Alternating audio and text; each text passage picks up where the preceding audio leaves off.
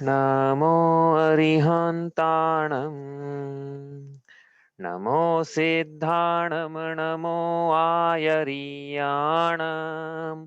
नमो उवाच्छायाणं नमो लोये सव्वसाहुणं तीन भुवन में सार वीतराग विज्ञानता शिव स्वरूप शिवकार नमः त्रियोग समारिके। पंडित दौलत राम जी की अनमोल कृति छह ढाला जी, उसकी छह ढालों में से हमारी चल रही है चौथी ढाल, जिसमें अब चर्चा चल रही है देश चारित्र की। उसमें चल रहा है छंद नंबर 10। पढ़ते हैं इसको एक बार। सम्यक ज्ञानी होय बहुरी दृढ़ चारित लीजे, एक देश अरु सकल देश तसु भेद कहीजे। त्रस हिंसा को त्याग वृथा थावर न सहारे, परवदकार कठोर निंद्य नहीं वयन उचारे। तो अब सम्यक ज्ञान की चर्चा होने के बाद, मतलब जीव सम्यक ज्ञान की प्राप्ति कर ले, उसके बाद मोक्ष मार्ग में आगे बढ़ते हुए, गुणस्थानों में आगे बढ़ते हुए, आत्मा की शुद्धता में आगे बढ़ते हुए, कषायों के त्याग में आगे बढ़ते हुए, पापों के त्याग में आगे बढ़ते हुए, अब वह जीव संयम में आगे बढ़ते हुए देश संयम को, संयमा संयम को, देश व्रतों को धारण कर रहा है, मतलब पापों का एक देश त्याग कर रहा है। तो उसके चारित्र अंगीकार कर रहा है, ऐसा लिखा है यहाँ पे, दृढ़ चारित्र अंगीकार कीजिए। तो उस चारित्र के दो भेद किए यहाँ पे, देश चारित्र सकल चारित्र। क्योंकि यहाँ पे गृहस्थ की चर्चा है, इसलिए चर्चा है देश चारित्र की। तो देश चारित्र किसे कहते हैं बताओ भी, देश चारित्र किसे कहते हैं? अभी बताया है वैसे तो। देश चारित्र, चारों का जो चारित्र है, देश चारित्र कहते हैं। तो हमारा चारित्र भी पाया जा रहा है, वो देश चारित्र पाया जा रहा है। इसका मतलब ये हो गया हम श्रावक के ना, मुनि तो नहीं है। देश चारित्र की परिभाषा बतानी पड़ेगी ना। हाँ, 5 पापों का एक देश त्याग करना है प्रतिज्ञा पूर्वक आजीवन। इस प्रकार से जो व्रत धारण किए हैं और 2 कषाय चौकड़ी का अभाव रूप जो वीतरागता है, उस चारित्र को देश चारित्र कहा जाता है। संपूर्ण त्याग करेंगे और 3 कषाय चौकड़ी का अभाव रूप परिणाम होंगे जीव के, उसे सकल चारित्र कहते हैं। देश चारित्र गृहस्थों के, सकल चारित्र मुनिराजों के होता है।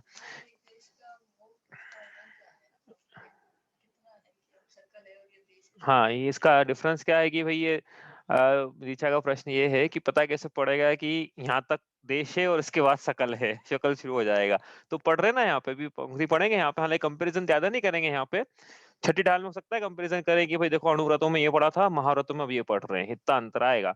वहां ज्यादा कंपेयर करेंगे, लेकिन एक आपने प्रश्न पूछा है तो अगली पंक्ति में वो अंतर आज हो सकता है याद आया तो बता देंगे कि इतना क्या अंतर है श्रावकों की अहिंसाणु में और मुनि राजों के अहिंसा महाव्रत में कितना अंतर है, वो इस पंक्ति में समझ में आ जाएगा। तो एक एक हर पंक्ति में लेना ऐसा, हर एक पंक्ति में लगाना, समझ में आते चला जाएगा कि कितना अंतर है। ठीक है, तो परिभाषा क्या है अणुव्रतों की? अणुव्रत किसे कहते हैं? 5 पापों का एक देश त्याग करके छोटे व्रत अंगीकार करता है जीव, अणुव्रत है। इसे अणुव्रत कहते हैं। अणुव्रतों की चर्चा है। क्यों अणुव्रतों की चर्चा कर रहे हैं यहाँ पे? क्योंकि यहाँ पे चर्चा चल रही है अपनी पहली प्रतिमा की। प्रतिमा किसे कहते हैं? श्रावक के चारित्रिक उत्थान के पद विशेष या अवस्था विशेष को प्रतिमा कहते हैं। 5वें गुणस्थान में इसी श्रावक के 11 पद अर्थात 11 प्रतिमाएं होती है। पहली प्रतिमा जो है दर्शन प्रतिमा, उसकी यहाँ चर्चा चल रही है। उसके अंतर्गत हमने सब देखा था, स्टार्टिंग से देखा था कि प्रतिमा हो या नहीं भी हो तो क्या क्या क्रिया रहती है, वो वापस नहीं करेंगे, वो लिखा भी था हमने, 2-3 बार रिवीजन हो गया उसका। अब उसमें हमने एक चीज ये लिखी थी कि वो पहली दर्शन प्रतिमा में श्रावक के अष्ट मूल गुण होते हैं। अष्ट मूल गुण में 3 मकार का त्याग हुआ था। अब जो चर्चा चल रही है 5 अणुव्रतों की यहाँ पे चल रही है, अगली पंक्ति से शुरू होने वाली है यहाँ पे, मतलब त्रस हिंसा वाली पंक्ति से हमारी पंक्ति चल रही थी। तो अणुव्रत किसे कहते हैं? ये परिभाषा है और ये बताना है अणुव्रत किसे कहते हैं। हाँ, 5 पापों का प्रतिज्ञापूर्वक एक देश त्याग करना, ये अणुव्रतों की परिभाषा है। इसमें ये नहीं है कि कुछ अणुव्रत अलग से कुछ अणुव्रत अलग से हो जाएंगे, यही है। अणु मतलब छोटे, व्रत मतलब पापों का त्याग, अणु मतलब एक देश त्याग। तो उसको, उनको त्याग करके जो व्रत अंगीकार किया है वो अणुव्रत है। ऐसे ही लिखा है सूत्र जी में कि स्थूल रूप से, सूत्र जी में नहीं सॉरी, षडाला रत्नगण शावकाचार्य जी में ये लिखा हुआ है, स्थूल रूप से पापों का त्याग। प्राणातिपात वितथ व्याहार स्तेय काम मूर्छाभ्य स्थूलेभ्य पापेभ्यो, ऐसा लिखा हुआ है। स्थूलेभ्य पापेभ्यो विपुरमणम अनुव्रतम भवति, उनसे विरत होना। किनसे? देखिए अपन अनुव्रत की परिभाषा, नहीं तो क्या है, ये इंपॉर्टेंट सब्जेक्ट है भैया, नहीं आएगा अनुव्रत की परिभाषा तो अपन आगे कैसे पढ़ेंगे, ठीक है। तो अणुव्रत किसे कहते हैं, ये एक्चुअली शब्द लिखना था स्थूल, वो लिखेंगे यहाँ पे बस, क्योंकि ये जो तीनों अपन पढ़ा था ना अभी, इसको आपस में कनेक्ट करना है अभी, कि ऊपर इतने सारे हिंसाओं के भेद पढ़े हमने, और फिर ये 4 प्रकार की अलग से हिंसा पढ़ी है, और आज भी अणुव्रत की परिभाषा पढ़ रहे हैं, सब में आपस में कनेक्ट, इन सबको कनेक्ट करना है आपस में, और जो छड़ाला में पंक्ति है उसको भी कनेक्ट करना है, 4 चीज आपस में कनेक्ट हो जाएगी, अभी आपको समझ में आएगा फिर कि क्यों ये सब लिखा है यहाँ पे। अणुव्रत किसे कहते हैं, अणुव्रत, है ना। तो यहाँ पे लिखना है हिंसा, झूठ, चोरी, कुशिल, परिग्रह, 5 पाप लिखना है यहाँ पे, है ना। आप पूरी परिभाषा में आप लिख लेना, हिंसा, झूठ, चोरी, कुशिल, परिग्रह, 5 पापों का स्थूल यानी एक देश प्रतिज्ञा पूर्वक त्याग, इसको कहा हमने अणुव्रत। प्रतिज्ञा पूर्वक यावत जीवन त्याग, यावत जीवन के लिए त्याग के लिए, यावत जीवन मतलब आजीवन के लिए त्याग के परिणाम को अणुव्रत कहा। आत्मा के परिणाम लिखाना है यहाँ पे, बहिरंग शरीर के नहीं अणुव्रत, हाँ आत्मा के हैं, तो इससे परिणाम है जीव के कि हम अब स्थूल त्याग करते हैं, तो ये अणुव्रत की परिभाषा है। 5 पाप के नाम लिखना वहाँ पे, हिंसा, झूठ, चोरी, कुछ मैंने लिखा नहीं है यहाँ पे, क्योंकि एक एक हिंसा के त्याग से एक एक अणुव्रत बनेगा, जैसे हिंसा के त्याग से अहिंसा अणुव्रत बनेगा, ऐसे 5 पापों का त्याग है, ठीक है। अब ये तो हमारा हो गया था। अब ये अगली पंक्ति जो आई थी ना यहाँ पे, इसका हम अर्थ कर रहे थे, क्या चल रहा था यहाँ पे, त्रस हिंसा को त्याग वृथा था वर्ण संहार, यहाँ से अणुव्रतों की चर्चा शुरू हो गई है। पहला पाप है हिंसा, उस हिंसा का एक देश त्याग करा तो अहिंसाणुव्रत बना। तो यहाँ पे लिखा है पंडित जी ने कि त्रस हिंसा का त्याग होता है किसके, किसके होता है, प्रतिज्ञा पूर्वक त्याग, प्रतिज्ञा पूर्वक लिख ले। अब वो क्या, प्रतिज्ञा पूर्वक आपको लगाना पड़ेगा अलग से, हाँ त्याग तो होता ही है, श्रावक को भी जैन कुल में पैदा हुआ है तो हिंसा का त्याग तो ही उसे, लेकिन हाँ प्रतिज्ञा पूर्वक त्याग कर रहा है, हाँ संकल्प पूर्वक त्याग कर रहा है, प्रण पूर्वक त्याग कर रहा है।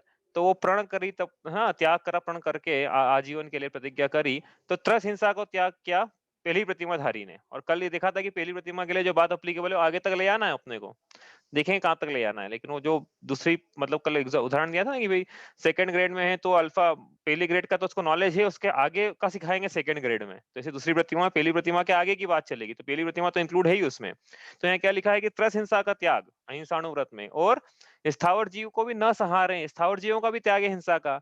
तो ऐसा लिखा नहीं है, ऐसा नहीं है, ऐसा साथ में से एक और शब्द है उसमें कि व्रथा, व्रथा मतलब व्यर्थ, मतलब फिर अहिंसाणुव्रत क्या हुआ कि त्रस हिंसा का, अभी लिखेंगे परिभाषा, आप मत लिखना अभी, त्रस हिंसा का त्याग, तो अपन ट्रांसलेशन कर रहे हैं इसका हिंदी में, कि त्रस हिंसा का तो त्याग और स्थावर जीवों की हिंसा का व्यर्थ, व्यर्थ हिंसा का त्याग, ना इस प्रकार से यहाँ उन्होंने लिखा है। अब ये क्या इसका कहना चाह रहे हैं, इसका क्या मतलब है, उसके लिए अपन ने ये सब समझा था कि हिंसा किसे कहते हैं, ऐसे शुरू किया था, किसे कहते हैं हिंसा, परिभाषा अपन ने देखी थी कि 108 प्रकार से हिंसा होती है, मन वचन काय से कृतकार्य अनुमोदना से संभ्रम समारंभ आरंभ से क्रोध मान माया लोभ के वशीभूत होकर स्व और पर के परिणामों को संश्लेषित करना, ये हिंसा है। इनको मल्टीप्लाई करेंगे हम 3 × 3 × 3 × 4 तो 108 प्रकार से हिंसा होती है, जैसे मन से, कृत से, संभ्रम से, क्रोध के वशीभूत होकर स्व के परिणामों को संश्लेषित करना है, पर के परिणामों को संश्लेषित करना, इस प्रकार से।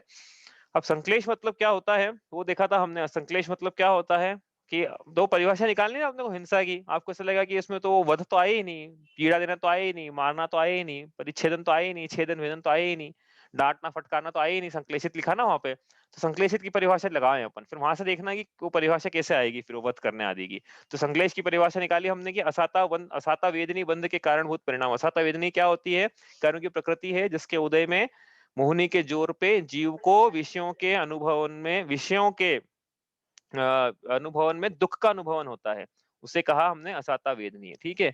तो असाता वेदनीय बंध के कारणभूत परिणाम कौन कौन से हैं, प्रश्न ये उठा फिर। तो हमने देखा दुख, शोक, ताप, वध, आक्रंदन, परिदेवन, ये परिणाम है। मतलब क्या है कि पर को दुख पहुंचाना, मतलब पर के परिणामों को संश्लेषित करना, ऐसे लगाना हर एक में, पर को शोक, पर का को ताप, पर का वध, पर को आक्रंदन, पर को परिदेवन, है ना। आगे सब इसमें दुख, शोक, ताप, वध सब आ गया ना इसमें।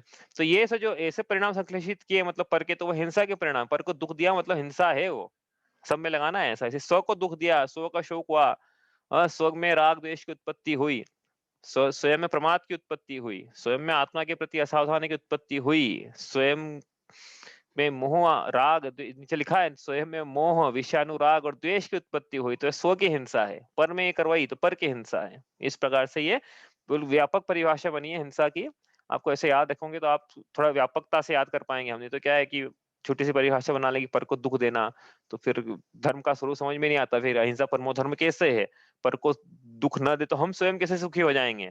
क्योंकि धर्म तो वो है ना जो स्वयं को सुख में रखता है, और परिभाषा ऐसी बनाई हिंसा की, जो पर को दुःख दे वो हिंसा है, तो अहिंसा परमो धर्म कैसे हो जाएगा फिर? तो वो परिभाषा ऐसी लगानी पड़ेगी कि भैया स्वयं में राग द्वेष की उत्पत्ति होना भी स्वयं का घात है, क्योंकि घात्या चारित्र होनी क्या है? घात्या कर्म की प्रकृति है। दर्शन जो होनी है हत्या कर्म की प्रकृति है। तो ये स्वयं का घात कर रहा है आत्मा का। मोह राग द्वेष आत्मा का घात कर रहा है, स्वयं की आत्मा का घात कर रहा है। तो अहिंसा परमो धर्म ऐसे है, आपने पहले भी देखा था ऐसे कि स्वयं में ही वीतरागता हो प्रकट हो, तो इसलिए बोला अहिंसा परमो धर्म। स्वयं में राग की उत्पत्ति होना मतलब स्वयं का घात करना। यहाँ राग के लिए बोल दिया, वहाँ मोह और द्वेष की तो बात आई गई उसमें फिर। अब कल और देखा था हमने कि अन्य प्रकार से 4 प्रकार की हिंसा, संकल्प हिंसा मतलब जहाँ परिणामों में मारने का ही संकल्प कर लिया हो कि हम तो मारेंगे ही, वो संकल्प हिंसा है। आरंभी मतलब जहाँ मारने के परिणाम तो नहीं है, बचाने के परिणाम है, लेकिन गृहस्थी के कार्य करते हुए न चाहते हुए भी, जैसे पानी छानने में, झाड़ू लगाने में, वो आदि करने में, आदि फल आदि सुधारने में जो हिंसा हो जाए न चाहते हुए भी, हाँ, तो वो तो आरंभी हिंसा में आता है। उद्योगी हिंसा मतलब कि जो व्यापार हम करते हैं उसमें जो हिंसा हो जाती है नहीं चाहते हुए, हम करना नहीं चाहते, हमारा कोई हिंसा का व्यापार नहीं है, हम कोई चमड़ा नहीं बेचते, हम कोई मांस नहीं बेचते, अंडा नहीं बेचते, मछली नहीं बेचते, और जो भी काम करते हैं उसमें हम पूरा सावधानी रखते हैं, लेकिन ऐसा होने पर भी हिंसा से गृहस्थ बच नहीं सकता है। ऐसा मत मान लेना कि गृहस्थ है तो अहिंसा परमो धर्म, तो गृहस्थ बच जाएगा हिंसा से। हिंसा से गृहस्थ बच ही नहीं सकता है। ऐसा मान के चलना ही मत कि हम हिंसा से बच जाएंगे। हाँ, तो गृहस्थी अच्छी है हमारी, तो फिर तो मुनि दीक्षा कौन लेगा फिर? अहिंसा परमो धर्म है तो वो तो मुनिराजों के लिए, फिर श्रद्धान अपना और है, चारित्र उनका है। अहिंसा परमो धर्म में श्रद्धान हमारा है, लेकिन चारित्र तो मुनिराजों का है ऐसा। हाँ। और फिर विरोधी हिंसा मतलब कि जो देवशास्त्र गुरु पे, राष्ट्र पे, देश पे, समाज पे, कुटुंब पे, स्वयं पे आक्रमण यदि कोई करता है तो उस आक्रमण का हम प्रतिकार करें, उसमें जो हिंसा होती है विरोधी हिंसा है। अभी मैंने बताया जैसे कि गृहस्थ जो है, मतलब आगे का प्रसंग लें उसके पहले एक प्रसंग पूरा कर देते हैं कि गृहस्थ जो है वो हिंसा से बच नहीं सकता है। हम्म। तो जो हिंसा हो रही है उसके लिए क्या करे जीव फिर? अब देखो हिंसा तो हो रही है ना, हिंसा सबसे बड़ा पाप है, एक अपेक्षा से कह रहे हैं। हाँ, तो हिंसा पाप हो रहा है और हम तो धर्मी हैं, हिंसा से बच भी नहीं सकते हैं, तो अब क्या करें? तो भैया हिंसा से बच तो नहीं सकते हैं, लेकिन हिंसा को मिटिगेट करने के लिए कि भैया ये हिंसा हो रही है, अब हमको प्रायश्चित करना है। अब हमको ये हिंसा के जो परिणाम है, पाप रूप परिणाम हो गए, पाप का आश्रय हुआ है, पाप का बंध हुआ है, असाता का आश्रय हुआ है, आदि-आदि हुआ है ना, ऊपर लिखा ना असाता बंध के कारणभूत परिणाम। तो असाता का पाप का आश्रय हुआ है, अब क्या करें फिर? तो अब भैया वो उसको मिटिगेट करने के लिए, उसको कम करने के लिए, उसके अनुभाग को कम करने के लिए या पुण्य बढ़ाने के लिए, उदाहरण के लिए, क्या करे जीव? भैया जीव 6 आवश्यक करे, 6 आवश्यक लिखे हैं जीव के। षट आवश्यक कार्य होते हैं गृहस्थ के, मुनिराजों के आगे आएंगे षट आवश्यक, उसका वर्णन तो आ ही जाएगा इसमें, लेकिन श्रावकों के षट आवश्यक का वर्णन छड़ाला में नहीं आएगा। तो वो अपन कर लेते हैं आज, वो एक बार ख्याल भी आया था मुझे बीच में, लेकिन फिर बाद में ध्यान नहीं रहा। तो श्रावकों के षट आवश्यक कौन कौन से होते हैं? नित्य देव दर्शन लिख लो भैया, किसको लिखना है तो, मैं तो लिखूं क्या यहाँ पे? श्रावकों के क्यों करना है षट आवश्यक? तो इसलिए नहीं करना है कि भाई ये हमने हिंसा कर ली है, लेकिन एक कारण उसमें ये भी है कि भाई हमसे इतनी हिंसा हुई है न चाहते हुए भी, तो अब इसको कुछ तो करना पड़ेगा ना भाई, एक पाप हुआ है तो दूसरा अच्छा कार्य करे जो, तो कुछ कॉम्पनसेट होगा। समझ में आया? एक कारण ये भी है, तो षट आवश्यक, श्रावकों के षट आवश्यक लिख लें साथ में। सबको याद होना चाहिए वैसे तो ये, क्योंकि षट आवश्यक मतलब क्या है? ये वो आवश्यक कार्य है जो श्रावक को प्रतिदिन करना है। ऐसा नहीं है कि 26 जनवरी संडे के दिन जाएंगे घूमटगिरी बस, हाँ बाकी ऐसा बाकी दिन मंदिर नहीं जाएंगे, ऐसा नहीं कि संडे टू संडे। मतलब एक बार बता रहे थे भैया, बोले हमने किसी को बोला कि मंदिर चलते हैं, तो उसने क्या बोला पता है? अरे पिछले संडे ही तो गए थे। जैसे कोई पिकनिक स्पॉट है, और पिछले संडे ही तो गए थे, मंदिर वापस क्या चले? ये तो रोज जाना है, नित्य देव दर्शन षट आवश्यक। हम तो देव दर्शन लिख रहे हैं, लेकिन कहीं कहीं हो सकता है देव पूजा भी लिखे आपको मिला हुआ, देव दर्शन देव पूजा, देव पूजा ही एक्चुअली, देव दर्शन नहीं है। देव पूजा, गुरु उपासती मतलब गुरु की उपासना, और रोज करना है। देव पूजा रोज करना है, गुरु की उपासना रोज करना है, शास्त्र स्वाध्याय कब करना है?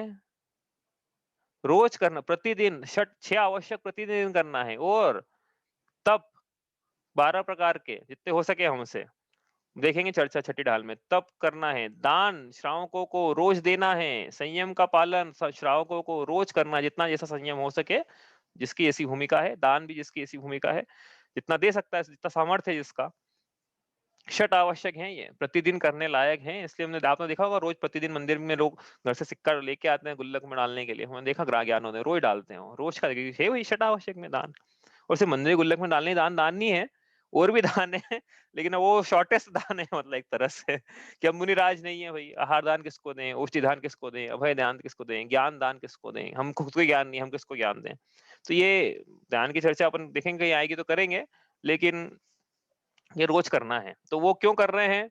ये मतलब करना है, वो तो हमको कर्तव्य है, लेकिन क्या है इसका एक फायदा ये भी है कि जो पाप चढ़े हैं गृहस्थ में, हिंसा आदि कार्य हो रहे हैं, क्योंकि स्थूल त्याग किया है ना, सूक्ष्म हिंसा तो हो ही रही है गृहस्थ को उसका त्याग कर ही नहीं सकता है वो, तो वो बच तो सकता नहीं है, तो उसको कॉम्पनसेट करने के लिए ये करना है उसको रोज, वरना फिर क्या है, पाप का घड़ा बढ़ता चला जाएगा, पुण्य का खाली हो चुका होगा, तो फिर पाप का घड़ा फूट जाएगा एक दिन। तो क्या होगा, बोलते हैं ना, पाप का घड़ा फूट गया मतलब पाप उदय में आ गया उसका।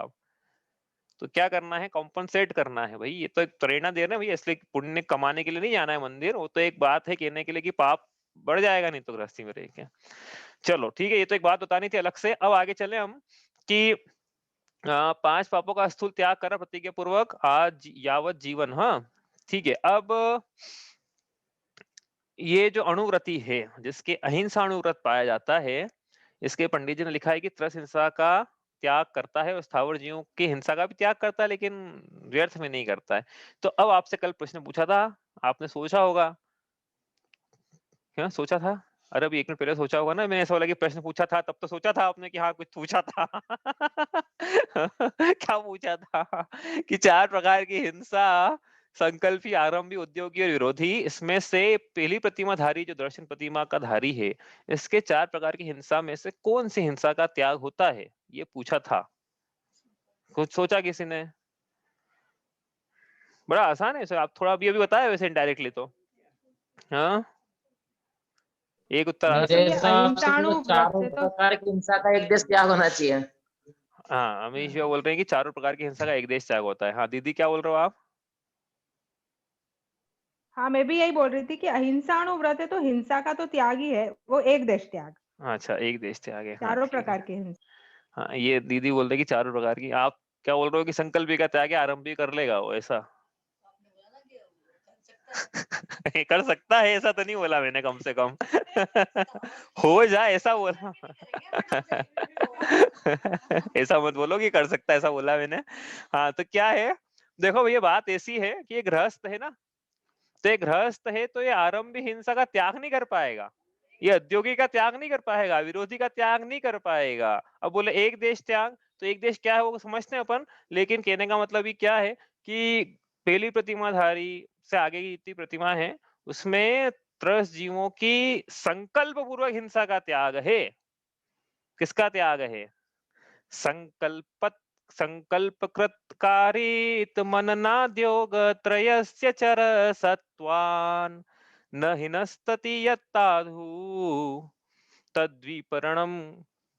ऐसा लिखा शावकाचार्य जी में कि संकल्प पूर्वक हिंसा का त्याग है, मन वचन काय से कृतकारित अनुमोदना से संकल्प पूर्वक त्रस जीवों की हिंसा का त्याग, यह अहिंसाणु व्रत की परिभाषा है। क्या है? अहिंसाणु व्रत किसे कहते हैं? अहिंसाणु व्रत, अहिंसाणु व्रत। तो मन वचन काय के, मन वचन काय कृत कारित अनुमोदना,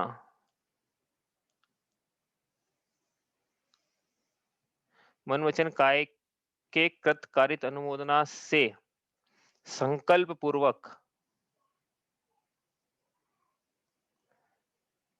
त्रस जीवों की हिंसा का प्रतिज्ञा पूर्वक, लगा लेना साथ में आप, है ना, वो नहीं लिखना, प्रतिज्ञा पूर्वक लिख लूंगे, चलो पूरा एक बार, एक आज तो लिख लेता हूँ, प्रतिज्ञा पूर्वक आजीवन के लिए त्याग। ये हुई है परिभाषा पूरी कि अभी बची है? अभी तो त्रस की बात है, स्थावरों की बात नहीं, और भी चीजें नहीं आई इसमें, लेकिन मुद्दा मेन ये है इसमें कि मन वचन काय कृतकारित अनुमोदना से क्या है? संकल्प पूर्वक त्रस्त जीवों की हिंसा का मतलब क्या है कि संकल्प पूर्वक नहीं करता है कि मैं तो मारने की परिणाम हूँ मेरे, ऐसा नहीं करेगा ये, है ना? तो इसके इस प्रकार त्रस्त जीवों का तो इस प्रकार से, स्थावर जीवों का क्या और बाकी का क्या? भाई चलो आपने संकल्प की बात करी ना, बाकी अपन ने 4 प्रकार की हिंसा लिखी थी। अब आरंभ हिंसा का क्या? वो करेगा क्या? उद्योगी का क्या? वो कर लेगा, चल जाएगा उसको। विरोधी चलने दो, अपने क्या, अपने को त्याग नहीं विरोधी का। उद्योगी का अपने को त्याग नहीं है, अपन तो क्या है, अपन तो बिना पानी छाने अपन छान सकते हैं, लेकिन बिना पानी छाने उपयोग करेंगे।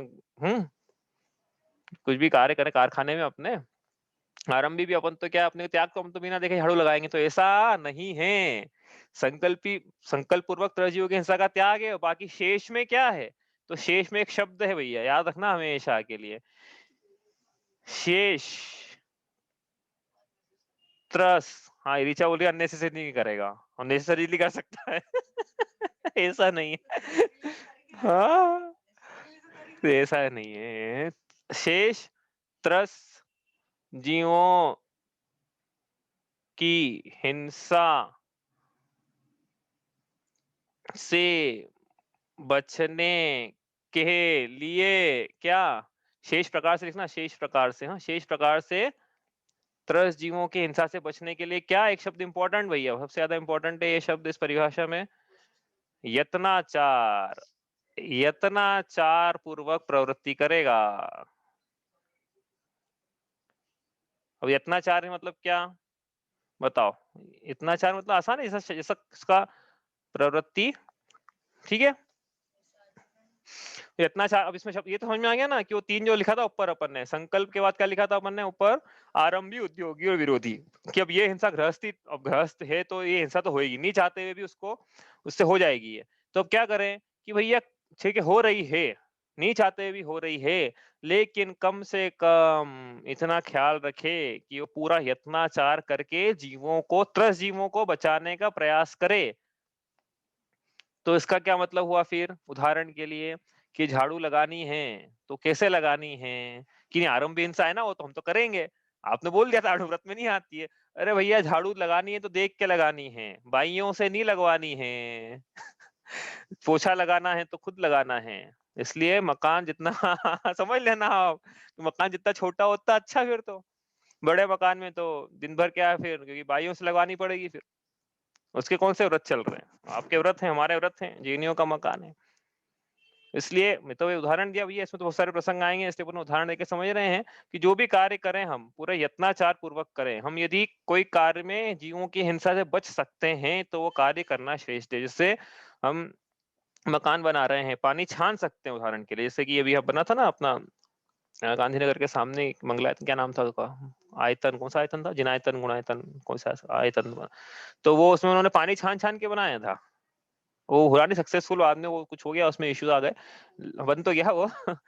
हाँ, तो पानी छान छान के की बन, हम पानी छान के बना सकते तो पानी छान के बनाएंगे, भले ही वो आरंभ भी हिंसा हो हमारी। मकान बनाना कोई ऐसा तो है नहीं ना कि हिंसा नहीं होगी, पानी लगेगा उसमें, सब होगा, करी होगी, पानी छान के। जितने भी हमारा व्यापार है पानी छान के कर, जितना बच सकते हैं जीवों से उतना बचेंगे। इसी प्रकार विरोधी हिंसा में भी हम, ऐसा नहीं है कि क्या हम मन से बोलें कि विरोधी क्या, वो हमारा शत्रु पाकिस्तान, हमारा मतलब क्या, लोग कैसे होते हैं, अरे इंडिया को तो पाकिस्तान पे क्या कर देना चाहिए, हमला कर देना चाहिए, खत्म कर देना चाहिए, तबाह कर देना चाहिए। हो गई ना विरोधी हिंसा, दोष नहीं लगा ना अपने को? बताओ लगा कि नहीं लगा कि विरोधी हिंसा है तो हमारी? अरे भैया क्या कर रहे हो, ये जीवों के हिंसा के मारने के परिणाम, भले ही अपना, हम तो ये कहते हैं कि शत्रु मित्रता को धरें, शत्रु का नाश नहीं हो जाए, ऐसा नहीं कहा कहीं भी, किसी भी शांति, शत्रु भयम छिंदी छिंदी भिंदी भिंदी बोलते हैं, शत्रु छिंदी छिंदी भिंदी भिंदी नहीं बोलते हैं, कि शत्रु का जो भय है वो दूर हो जाए। शत्रु तो मित्र बन जाए हमारे। शत्रु मित्रता को धरे, विष निर्विषता थाए। तो ये मतलब सब बहुत सारी प्रसंग, इसलिए बार बार कह रहा हूँ कि बहुत सारी बातें निकलेगी इसमें, जिस सोचते हैं निकलते चली जाएगी। लेकिन अपने को क्या करना है, यत्नाचार पूर्वक प्रवृत्ति करना है। तो ये बात किसकी हुई? यत्नाचार का मतलब समझ में आ गया? यत्न पूर्वक, प्रयत्न पूर्वक, प्रयत्न पूर्वक जीवों को बचाने के परिणाम होना चाहिए। इसलिए वो बात थी अपनी, क्या ऑल आउट की, क्या ऑल आउट लगाना चाहिए कि नहीं गृहस्थ को, कि भैया अपन बच सकते हैं क्या उससे? बच सकते हैं ना, मच्छरदानी लगा के सोए तो बच सकते हैं। तो फिर बच सकते हैं तो फिर नहीं चलेगा ना वो काम। वो आरंभी हिंसा में मत काउंट करना कि हमारी तो आरंभी हिंसा है ये। अरे भाई बच सकते हो क्या? हाँ बच सकते हैं। अरे भैया आचार्य विश्व सागर जी ने तो ये भी बोल दिया था एक दिन, बताओ क्या बोला, कि भैया गृहस्थ को तो मच्छरदानी लगा के भी नहीं सोना चाहिए, ऐसा बोला उनने। गृहस्थ को मच्छरदानी लगा के भी नहीं सोना चाहिए। अब क्यों? तो बोले भैया तुमने मच्छर के आहार में अंतराय डाला है, अब तुम्हारे जीवन में अंतराय आएगा तो फिर रोना मत कि मैंने ऐसा क्या पाप किया था जो मेरे ऐसे अंतराय आए जीवन में, ऐसा बोला उन्होंने। अब तो कम से कम अपन ये तो करें कि ऑल आउट लगा के नहीं सोए, कछुआ छाप लगा के नहीं सोए। तो ऐसे इसके त्याग होता है। और आज देखो और क्या है अहिंसा व्रत में, देखो जैसा जिस आचार्य से अपने को व्रत लेना है, वो आचार्य से पूरा इसको समझ लेना कि इसमें क्या कर सकते हैं क्या नहीं कर सकते हैं। उदाहरण के लिए आचार्य विश्वसागर जी ने ये भी बोला था एक बार कि जो दूसरी प्रतिमाधारी के लिए बोला था ना, कि उन्होंने पहली प्रतिमा पे कितना एप्लीकेबल है मुझे पता नहीं है अभी, लेकिन दूसरी प्रतिमाधारी के लिए बोला कि दूसरी प्रतिमा भी उसके भी अहिंसा व्रत है ना, क्योंकि जो पहली में और दूसरी में ही है। तो दूसरी प्रतिमाधारी को फ्लश के टॉयलेट में नहीं जाना चाहिए, ऐसा उन्होंने बोला। अब उनने जब इनके लिए बोल दिया तो मुनिराजों की तो बात ही क्या। प्रतिष्ठापन समिति होती है, मुनिराजों जवान पढ़ेंगे छठी ढाल में, तो मुनिराज तो फ्लश के टॉयलेट में जाते ही नहीं वैसे भी, लेकिन अनुव्रति भी है तो उसके त्रसजीवों की हिंसा का त्याग है। अब बोले आरंभ पूर्वक है ना, अरे भैया बाकी में अत्याचार करना था ना, बच सकता है क्या उससे? तो हाँ बच सकता है, बच सकता। देखो ऐसा नहीं बोल रहे कि सांस मत लेना, कि सांस लेने में त्रसजीवों के कभी घात हो जाए मान लो, भोजन पकाने के लिए कुछ हो जाए, झाड़ू लगा नहीं लगाना ऐसा नहीं बोल रहे हैं, लेकिन जहां जहां बच सकता है वहां वहां बचना चाहिए। कम चीज में काम हो रहा है तो कम चीज में, कम परिग्रह में, क्योंकि जितना समेटेगा संसार को उतना त्रस जीवों की हिंसा से बचेगा, है ना। आ रही ना बात समझ में? व्यर्थ में इधर उधर भ्रमण ना करे, त्रस जीव आएंगे गाड़ी के नीचे, इस प्रकार की बहुत सारी चीजें हैं इसमें। आप सब लगा लेना। तो इसके लिए क्या है, कहाँ कहाँ जीव पाए जाते हैं, इसके लिए मार्गणा स्थान पढ़ा जाता है। मार्गणा का मतलब होता है खोज करना, अन्वेषण करना। तो जीवों के स्थानों की खोज करने ही मार्गणा, अपन ने पढ़ा भी था कहीं तीसरी ढाल में पढ़ा था शायद, 14 गुण स्थान के पहले 14 मार्गणा स्थान क्या होते परिभाषा लिखी थी, जीव के उत्पत्ति के स्थानों की खोज करना मार्गणा है। तो कहाँ कहाँ जीव पाए जाते हैं वो अपन पढ़े और फिर उनको बचाएं, कैसे कैसे पाए जाते हैं। तो इसलिए क्या है, समझ में आई बात? तो उसमें यत्नाचार करना है। बच तो सकेंगे नहीं हम पूरा, ये तो हम मानते हैं। हाँ, गृहस्थ हिंसा से बच नहीं सकता है, अहिंसा महाव्रती नहीं हो सकता है, लेकिन जहां जहां बच सकता है वहां वहां उसको यत्नाचार कर। और संकल्प से तो पूरा, संकल्प में यत्नाचार मत कर लेना भैया, हो उल्टा कि हम तो यत्ना संकल्प में भी यत्नाचार करेंगे, हम मारेंगे तो सही लेकिन यत्नाचार करेंगे उसमें ज्यादा नहीं लगे सामने वाले। तो ऐसा नहीं होता, संकल्प का तो पूरा पूरा त्याग है। संकल्प में यत्नाचार नहीं, शेष में 3 में यत्नाचार है। ठीक है, ये हुई किसकी बात? त्रस जीवों की बात हुई है। स्थावर जीवों की एक लाइन और लिखेंगे इसमें कि क्या है, स्थावर जीवों की व्यर्थ हिंसा का त्याग। स्थावर जीवों की व्यर्थ हिंसा का त्यागी होता है। ऊपर बात दोनों जो लिखी थी ना अपन ने, त्रस के लिए लिखी, यहाँ पे देखो, यहाँ पे लिखा ना अपन ने त्रस जीव लिखे यहाँ पे अपन ने, है ना, यहाँ त्रस लिखा, यहाँ भी त्रस लिखा है, दोनों ऊपर त्रस लिखा है, लेकिन यहाँ पे स्थावर लिखा है तीसरी लाइन में। ठीक है, क्योंकि ऊपर त्रस की बात हो गई पूरी। अब स्थावर जीवों में क्या, तो स्थावर जीवों की हिंसा से बच जाएगा क्या ये संकल्प? एक बात बता दूं भाई, पहले भी शायद आया था प्रसंग, बहुत पहले आया था। ये जो अनुव्रति भी है, गृहस्थ भी है, इसके संकल्प पूर्वक स्थावर जीवों की हिंसा का त्याग होता है कि नहीं होता है आपको बताना है। तो संकल्प पूर्वक त्रसजीवों की हिंसा का त्याग ऊपर लिख दिया हमने कि संकल्प पूर्वक तो नहीं मारेगा त्रसजीवों को ये, और आरंभ और उद्योगी और विरोधी हिंसा में घात हो जाए कदाचित तो भी यत्नाचार तो पूरा पूरा करेगा, उसके बाद भी हो जाए तो वो उसके व्रत भंग नहीं होंगे। हाँ, प्रश्न तो ये है कि क्या स्थावर जीवों की संकल्पी हिंसा का त्याग होता है क्या गृहस्थ को? जैसे त्रस का ऊपर लिखा था ना वैसा, बताओ क्या आपके क्या विचार है? नहीं होता है। हाँ, कैसे, मतलब कोई एक आध उदाहरण जैसे? कर ही नहीं सकता है ना, क्योंकि हर क्रिया के अंदर स्थावर जीवों का घात होता है। तो अगर संकल्प लेके अगर करता है कि संकल्प लेके कि हिंसा नहीं करूंगा, तो ना तो चल सकता है, ना बैठ सकता है, ना सांस ले सकता है, ना खाना पका सकता है, ना कोई कृषि कार्य कर सकता है, कुछ भी नहीं कर सकता वो।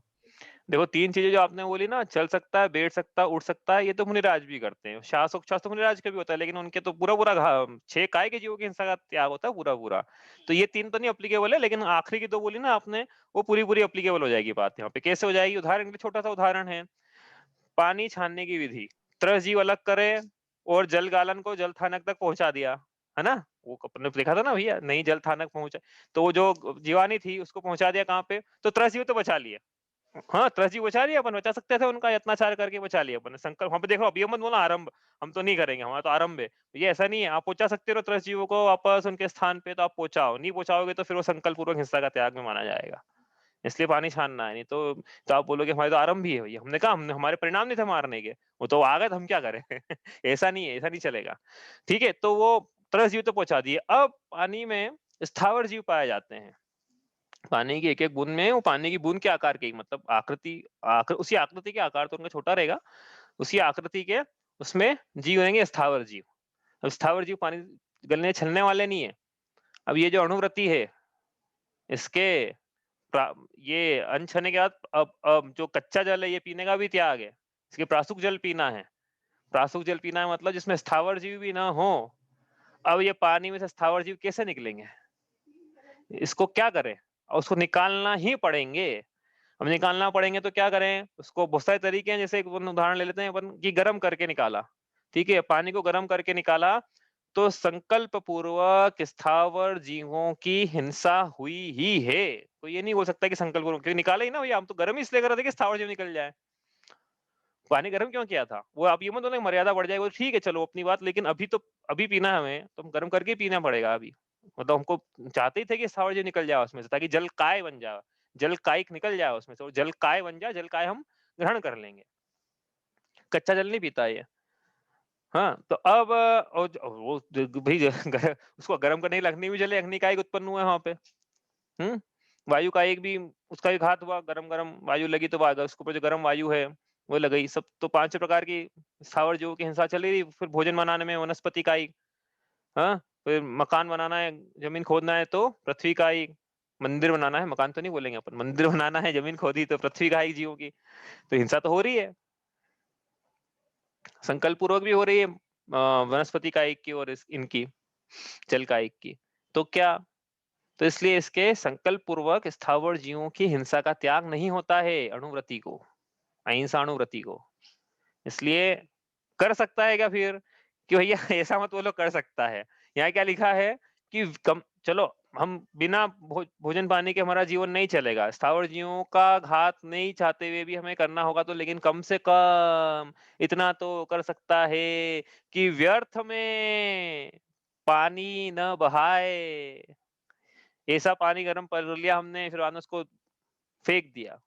तरस जीव का तो पहले हमने थोड़ा बहुत किए होगा घात, और अब स्थावर जीवों का भी घात हो गया, व्यर्थ में घात हो गया। तो ये उसको पानी व्यर्थ में नहीं बहाता है, ये ऐसा नहीं करता है। कैसा नहीं करता है कि खूब सारी सब्जी ले आए एक हफ्ते की, फ्रिज भर ले, फिर वो सब्जी सड़ जाए, फिर सब्जी को फेंक दे, तो क्या हुआ भैया, फेंकी तो हमने कहाँ घात किया भैया। वो जो सब्जी लाए थे ना, जिसको सड़ा के फेंका है, तो सड़े हुए को छोड़ो, चलो 13 जीव को छोड़ दो, लेकिन जो सब्जी एक्स्ट्रा लेके आए थे सब में स्थावर जीव थे ना, वनस्पति कायिक, भले ही वो अप्रतिष्ठित ही क्यों ना हो, अप्रतिष्ठित वनस्पति कायिक जीव तो थे ही ना उसमें, उनका घात हुआ व्यर्थ में, बचाया जा सकता था उन जीवों को।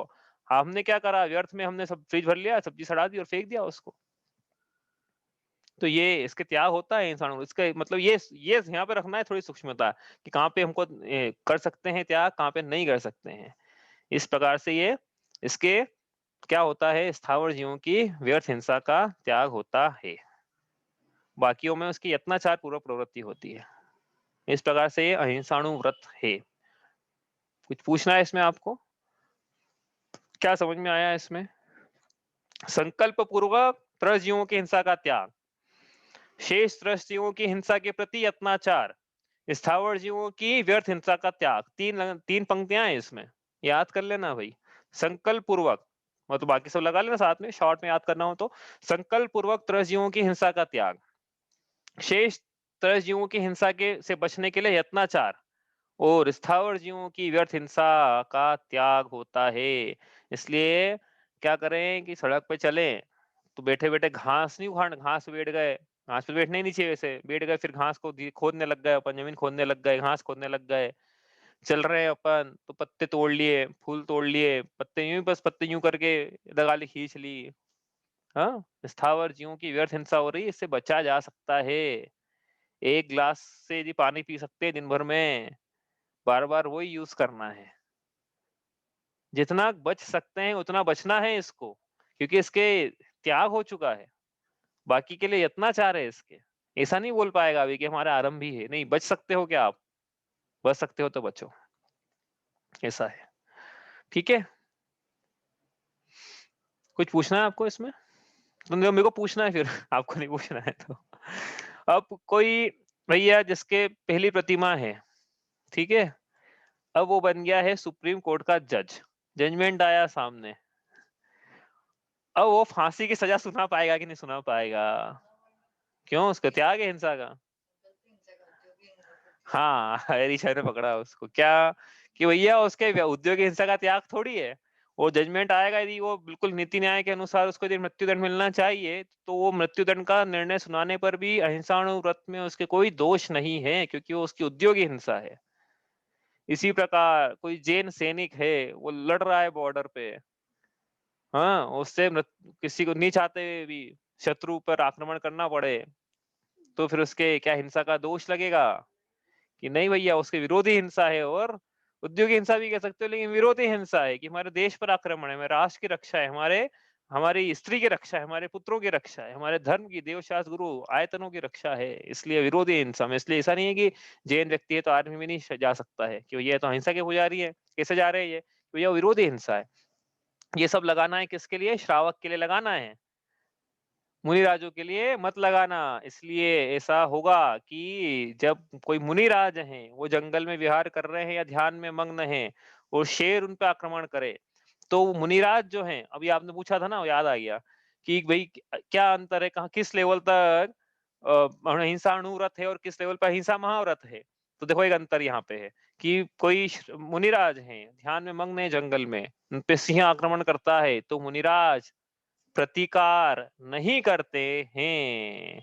और यदि यही कोई श्रावक है, इस पे सिंह आक्रमण करता है, तो न सिर्फ वह श्रावक बच के भाग भाग सकता है, चारित्र में भय पाया जा सकता है उसके, वरन वो शेर पे प्रतिकार भी कर सकता है, प्रत्युत्तर भी दे सकता है, और उसमें कदाचित शेर का यदि घात भी हो जाए, अणुरति के द्वारा शेर का घात भी हो जाए, तो भी उसके विरोधी हिंसा का दोष है, उसके कोई संकल्प पूर्वक उसके मारने के परिणाम नहीं थे। ठीक है, तो इस प्रकार से ये सब में लगानी है बात, सब में घटानी है। इस प्रकार से अहिंसाणुव्रत है। आपको कोई अब इसमें एक जो बात है ना, चरणानुयोग में हम बार बार लेके आएंगे, तो उसमें द्रव्यानुयोग को और कर्णानुयोग को भूल नहीं जाए कि अंतरंग में दो कषाय चौकड़ी का अभाव, अंतरंग में वीतरागता उपादेय लगे, देवशास्त्र उपादेय लगे, सम्यक दर्शन से शुद्ध हो, ये बात सब लगाते चले जाना, बार बार बोलेंगे नहीं, लेकिन मूल तो वो था। ये तो क्या है, हीरे को रखने के लिए हीरे की डब्बी है, हीरा तो वो है, ये डब्बी है। डब्बी में इतना श्रृंगार मत कर लेना कि हीरे की हीरे ही भूल जाए अपन, हीरा तो वो था। हाँ, तत्व ज्ञान, तत्व चर्चा, वो हीरा था, ये तो हीरे की डब्बी है। ठीक है, कोई प्रश्न पूछना है आपको? चलिए इतना ही करते हैं।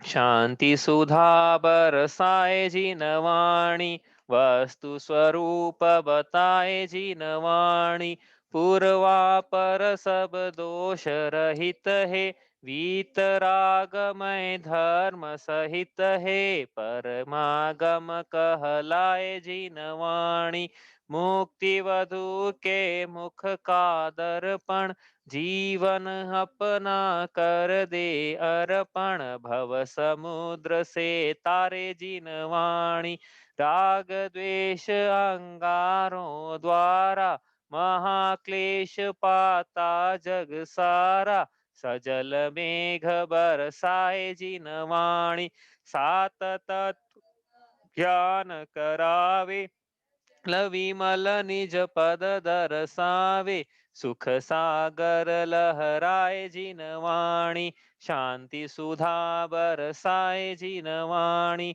जावाणी के ज्ञान ते सूझे लोकालोक, सोवाणी मस्तक नमो सदा देत हूँ धोख।